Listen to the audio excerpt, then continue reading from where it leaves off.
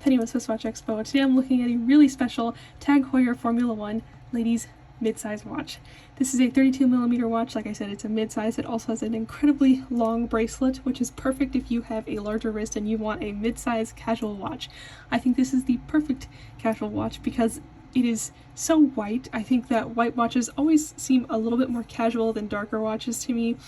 And it's really bright, and I actually really prefer white watches. I just think that they really wake up the watch. They're really easy to read, and I just think they're really beautiful looking as well. This one has a stainless steel and ceramic bracelet with really white ceramic links. It has a white bezel and a white dial. These are really bright white, so like I said, I think leaning a little bit more casual, especially with kind of the sporty numbers on the bezel as well. This one is a quartz movement. It has a date feature. I think these are both really convenient things to have in an everyday watch, so you don't even have to worry about winding or setting it.